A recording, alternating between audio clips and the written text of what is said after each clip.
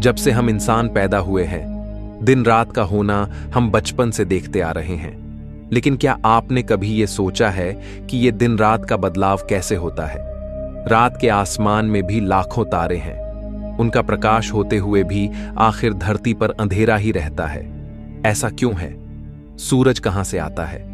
क्या यह किसी दरिया में डूब जाता है और फिर रात हो जाती है? क्या होगा अगर सूरज हमेशा आसमान में रहे और रात हो ही ना? धरती की वो कौन सी जगह है जहां सूरज डूबता ही नहीं है, जहां आप 24 घंटे दिन में रह सकते हो? आखिर एक जगह ये सूरज डूबता है और एक जगह नहीं, ऐसा क्यों है? सर्दी गर्मी और अलग अलग मौसम कैसे होते हैं, जानेंगे आज के इस शानदार वीडियो में। प्राचीन समय में लोग मानते थे कि सूरज पृथ्वी के चारों ओर घूमता है और समुद्र में चला जाता है और फिर रात हो जाती है। फिर समुद्र से तैरकर दूसरी ओर वापस आसमान की सैर करते हुए अगले दिन आसमान में प्रकट हो जाता है। इस वजह से दिन रात का बदलाव होता है। लेकिन उन्हें यह नहीं पता था कि हमारी धरती पर कुछ ऐसी जगहें भी है जहां सूरज आपको क्षितिज पर डूबता हुए दिखाई ही नहीं देगा, बल्कि क्षितिज को छूकर फिर आसमान में उगते हुए हम सूर्य को देख सकते हैं। उनके लिए पृथ्वी सपाट थी। एक बच्चा भी यह सोचेगा कि जिस जमीन पर हम खड़े हैं वो सीधी सपाट है और इसका कोई अंत नहीं है। लेकिन असल में जैसे जैसे आप अंतरिक्ष की ओर रुख करेंगे तो आप देख पाएंगे कि हमारी पृथ्वी गोल है।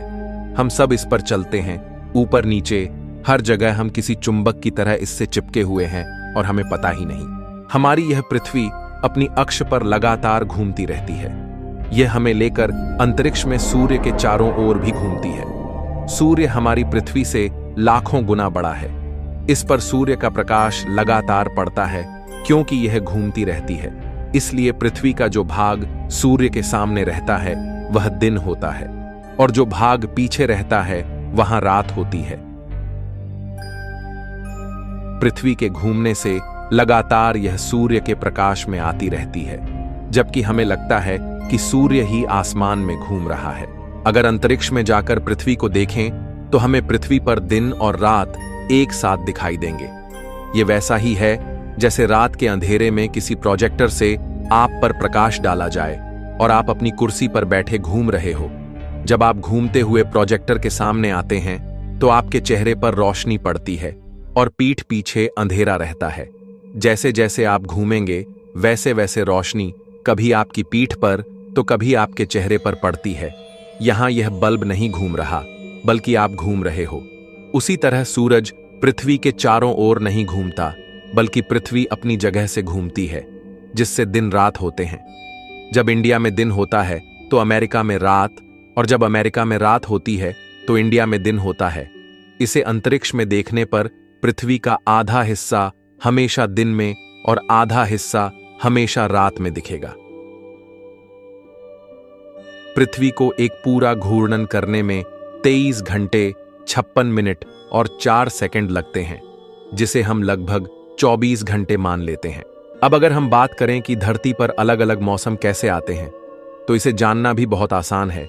इसके लिए आपको पता होना चाहिए कि धरती अपने अक्ष पर 23.5 डिग्री झुकी हुई है और उसी अक्ष पर लट्टू की तरह घूर्णन करते हुए हम सबको अपने साथ लेते हुए सूर्य के चारों ओर अपनी कक्षा में घूमती है।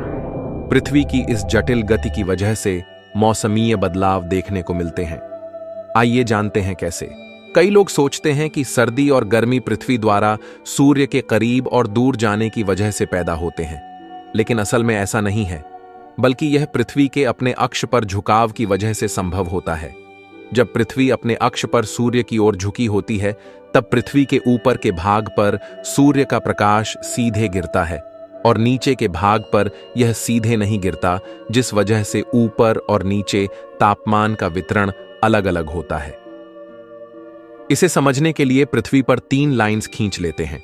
जिस लाइन पर प्रकाश सबसे अधिक गिरेगा वहां गर्मी और जहां सबसे कम वहां सर्दी होगी। ऊपर की कर्क रेखा भारत से होकर गुजरती है।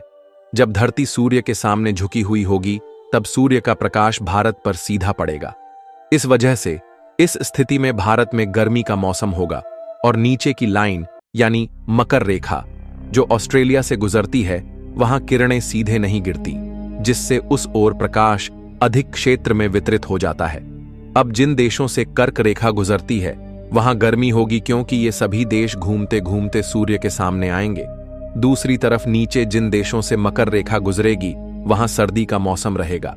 लेकिन अब अगर आप सोचेंगे कि ऐसे तो कर्क रेखा पे मौजूद देशों पर हमेशा गर्मी और मकर पर सर्दी रहेगी, फिर वहां मौसम कैसे बदलेगा? तो आपको याद दिला दें, हमने आपको बताया था कि पृथ्वी अपनी जटिल गति के चलते सूर्य के चारों ओर अपनी कक्षा में भी घूम रही है और एक घूर्णन पूरा होने में इसे 365 दिन 5 घंटे और 9 मिनट लगते हैं।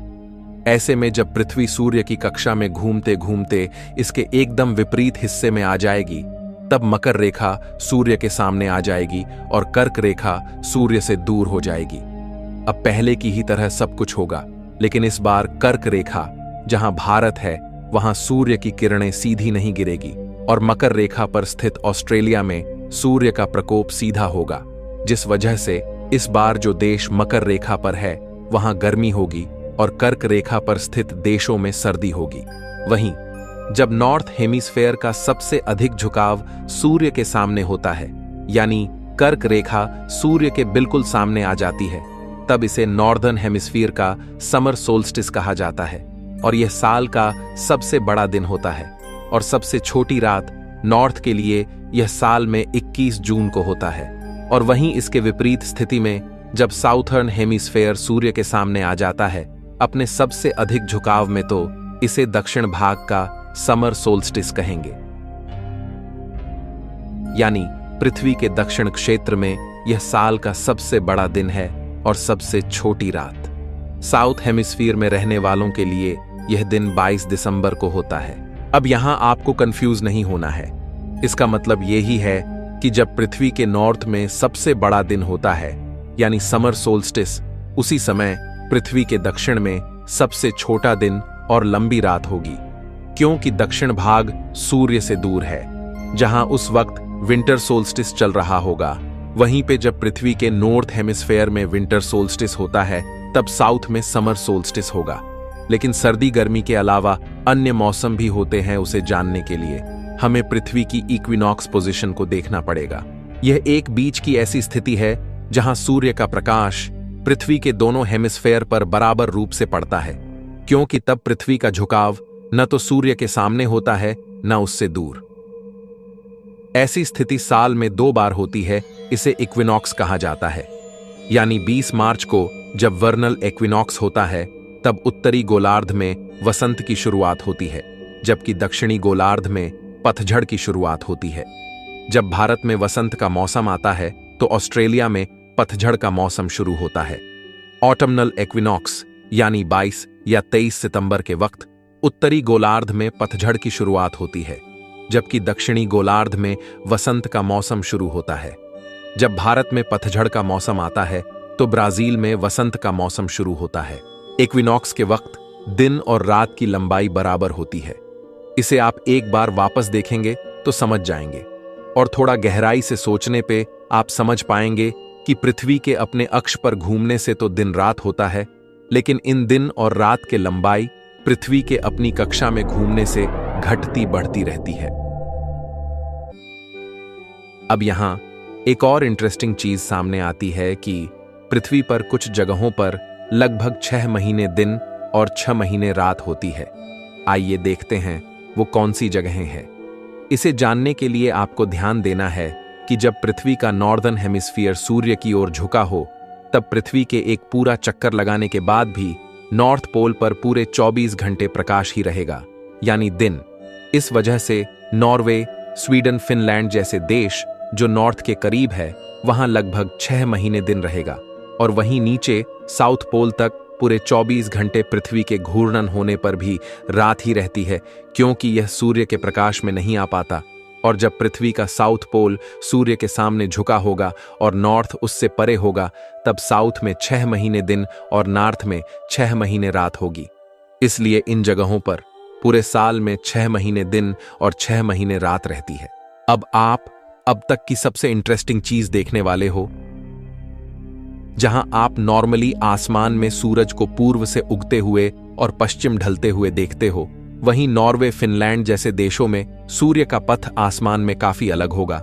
यहां आप वीडियो में देख सकते हैं कि आसमान में सूर्य कैसे चलते हुए दिखता है। ये क्षितिज में डूबता नहीं है, बल्कि उसे छूकर वापस उठ जाता है, जैसे कि ये हमसे छेड़खानी कर रहा हो। इस नज़ारे को आप लाइव देख सकते हैं जब आप नॉर्वे, फिनलैंड जैसी जगहों पर जाएंगे। लेकिन अब एक सवाल, क्या ऐसा पॉसिबल है कि अगर हम चाहें तो पूरे साल दिन ही दिन में रहे और रात कभी हो ही ना, या फिर पूरे साल रात में रहे बिना दिन के? तो क्या पृथ्वी पर ऐसी कोई जगह है जहां कभी रात होती ही नहीं, या ऐसी कोई दूसरी जगह जहां दिन कभी नहीं होता? तो हम आपको बता दें, पृथ्वी पर ऐसी तो कोई जगह नहीं है, लेकिन फिर भी हम पूरे साल दिन या रात को एक्सपीरियंस कर सकते हैं, जिसके लिए हमें साइंस की मदद लेनी पड़ेगी। तो सबसे पहले आप अपना बैग पैक कर लीजिए और पूरे साल का जरूरी सामान साथ में ले लीजिए। अब जैसे ही भूमध्य रेखा पर सूरज डूबने वाला हो, उस वक्त आपको अपने प्राइवेट जेट में बैठना है, जिसमें पूरे साल भर का फ्यूल है। उसमें बैठकर टेक ऑफ कर लेना होगा और फिर अपने प्लेन को पृथ्वी के घूमने की विपरीत दिशा में, यानी वेस्ट में, अमेरिका की तरफ ले जाना है। अब आपको स्पीड 1670 किलोमीटर प्रति घंटे सेट कर देना है। जब आप अमेरिका पहुंचेंगे तो वहां दिन होगा, लेकिन आपको अपने प्लेन में बैठे रहना है और लगातार वेस्ट की तरफ इसी स्पीड से मूव करते रहना है। इस तरह पूरे साल भर में आप लगातार दिन में ही रहेंगे, और वहीं अगर आप रात में रहना चाहते हो तो आपको पूर्व दिशा में लगातार इतनी स्पीड से चलना होगा जिससे आप रात को चेस कर रहे होंगे, यानी हमेशा रात में ही रहेंगे। लेकिन क्या यह पॉसिबल है कि इतने तामझाम के बिना ही हम हमेशा दिन में रह सके और कभी रात हो ही नहीं? तो ऐसा पॉसिबल है, लेकिन यह काफी ज्यादा खतरनाक हो जाएगा, और यह तब होगा जब हमारी धरती घूमना बंद कर दे। मान लीजिए अचानक से पृथ्वी ने घूमना बंद कर दिया, यानी इस पर कोई ब्रेक लगा दे, तो तुरंत ही हम सब 1600 किलोमीटर प्रति घंटे की रफ्तार से हवा में धकेल दिए जाएंगे। पृथ्वी पर तेज हवाएं इंसान, गाड़ी, बिल्डिंग्स को बहा ले जाएंगी, और ऐसा होने पर सबकी मौत निश्चित है। लेकिन अगर पृथ्वी की गति काफी धीरे धीरे कम की जाए और फिर ये रुक जाए, तो हम धकेले नहीं जाएंगे, और ऐसी स्थिति में पृथ्वी पर एक तरफ हमेशा सूरज की रोशनी रहेगी, यानी दिन, और दूसरी तरफ हमेशा रात रहेगी। आज से 4.5 अरब साल पहले जब धरती बनी ही थी, तो हमारी धरती पर एक दिन काफी छोटा होता था। यह सिर्फ 4 घंटे का था, क्योंकि तब धरती काफी तेजी से घूमती थी और चांद हमारे काफी करीब था। धीरे धीरे चांद हमसे दूर जाता गया, जिससे धरती का घूमना भी धीरे होता गया। हम आपको बता दें कि चांद हर साल धरती से 1.5 इंच दूर चला जाता है, जिस वजह से अगले 1 लाख साल बाद दिन 1.35 सेकंड लंबा हो जाएगा। लेकिन चांद का यह प्रभाव इतना नहीं होगा कि यह धरती के घूर्णन को ही रोक दे। इन दोनों स्थितियों के अलावा एक और तरीका है जिससे धरती पे हमेशा एक तरफ दिन और एक तरफ रात रहेगी, और यह है टाइडल लॉकिंग। जिस तरह चांद धरती से लॉक्ड है, वैसे अगर धरती भी सूर्य से लॉक हो जाए तो क्या होगा? अगर हमारी धरती सूर्य की तरह प्रकाशित होती तो चांद पर हमेशा एक तरफ दिन और एक तरफ रात होती, क्योंकि ये हमसे टाइडली लॉक्ड है। टाइडल लॉकिंग का मतलब यह है कि जब कोई भी ऑब्जेक्ट अपने होस्ट के चारों तरफ इस कदर घूमता है कि हमेशा उसका एक भाग उसकी तरफ ही रहता है और दूसरा हमेशा उससे दूर, और यह तब होता है जब वो ऑब्जेक्ट जितनी समय में अपने होस्ट को ऑर्बिट पूरा करे, उतने ही समय में वो अपने अक्ष पर भी एक घूर्णन पूरा करता हो। इस स्थिति में वह अपने होस्ट से टाइडली लॉक्ड हो जाता है। यही कारण है कि चांद का हमेशा एक ही भाग हम पृथ्वी से देख पाते हैं, दूसरा नहीं।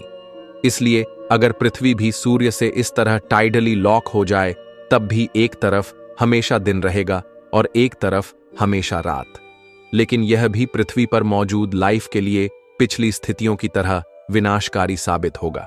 तो हमेशा दिन में रहना पॉसिबल नहीं है, लेकिन इसके बावजूद भी यूनिवर्स में कुछ ऐसे जीव हो सकते हैं जो कभी भी अंधेरे में रहते ही नहीं हो। पर यह कैसे पॉसिबल हो सकता है? तो जैसा कि हमने शुरुआत में बात की थी, नाइट स्काई में लाखों तारे होने के बावजूद भी इतना अंधेरा क्यों रहता है? इस सवाल के जवाब में छुपे हैं कुछ ऐसे जीव जो हमेशा लाइट में ही रहेंगे। इसे जानने के लिए आपको देखना होगा ओल्बर्स पैराडॉक्स का यह वीडियो, जिसके अनुसार अगर हम एक अनंत ब्रह्मांड में रहते तो हमारा रात का आसमान कभी काला नहीं होता। इस वीडियो पर क्लिक करके आप इसे देख सकते हैं। तो फ्रेंड्स, आशा करते हैं कि आप दिन रात का विज्ञान समझ गए होंगे। मैं मिलता हूं आपसे किसी अगले वीडियो में। तब तक के लिए ब्रह्मांड की सैर करते रहिए।